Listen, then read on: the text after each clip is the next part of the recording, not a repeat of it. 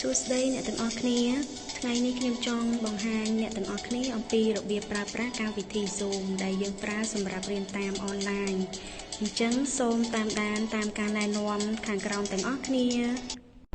ជារៀងរាល់ម៉ោង 8 ព្រឹកលោកគ្រូអ្នកគ្រូនឹងខលទៅកាន់បងប្អូនហើយវានឹងមានឡូតប៊ូតុងចំនួន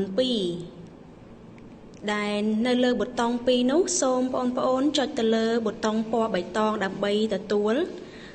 បន្ទាប់មកសូមបងប្អូនរងចាំបន្តិច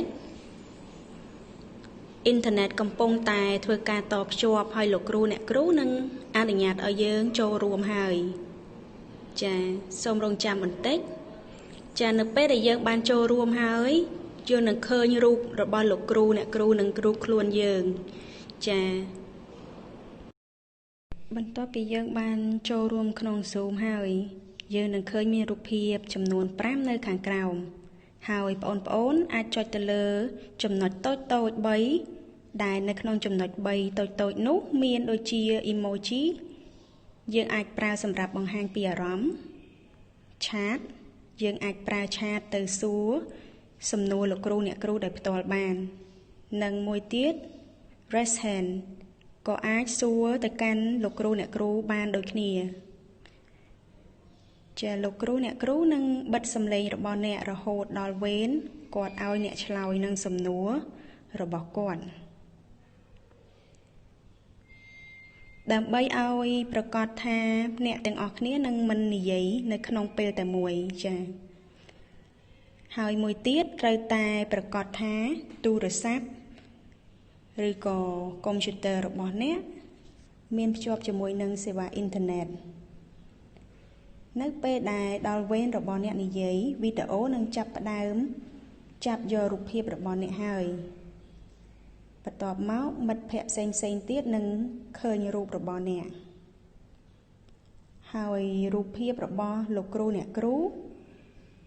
វានឹងលោតទៅខាងក្រោមនៃជ្រុងម្ខាងទៀតហើយកុំភ្លេចថាអ្នកអាច raise hand លើកដៃសួរដែលមានកម្មវិធីនៅក្នុងចំណុច 3 តូចៗខាងក្រោមនោះតែប្រសិនបើអ្នកមិនមានអ្វីត្រូវសួរទេសូមអង្គុយឲ្យស្ងៀមហើយត្រង់ត្រាប់ស្ដាប់លោកគ្រូអ្នកគ្រូហើយត្រូវប្រកាសថាអ្នកបានត្រៀមរួចរាល់នៅសម្ភារៈសិក្សាដែលលោកគ្រូអ្នកគ្រូនឹងប្រាប់ឲ្យយើងប្រើប្រាស់ក្នុងកំឡុងពេលរៀនឥឡូវនេះសូមស្ដាប់នៅបទបញ្ជាផ្ទៃក្នុងឬក៏វិន័យមួយចំនួននៅពេលដែលយើងទាំងអស់គ្នារៀនតាម Zoom អនឡាញវិញវិន័យទី 1 យើងមិនត្រូវញ៉ាំអាហារឬនំចំណីកំឡុងពេលរៀនទេវិន័យទី 2 សូមពាក់កាសនៅត្រចៀកដើម្បីជួយឲ្យអ្នកស្ដាប់សំឡេងបានច្បាស់ល្អ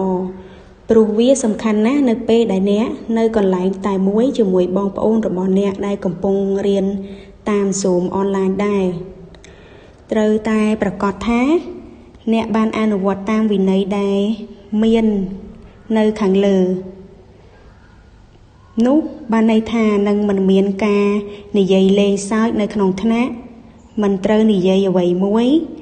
ដោយពុំមានការអនុញ្ញាតមិនត្រូវចាកចេញពីថ្នាក់រៀនឬបិទកាមេរ៉ាដោយមិនបានសុំការអនុញ្ញាតពីគ្រូឡើយសង្ឃឹមថាវីដេអូមួយនេះនឹងអាចជួយអ្នកបានសូមឲ្យមានសុខសុវត្ថិភាពទាំងអស់គ្នាបាយបាយ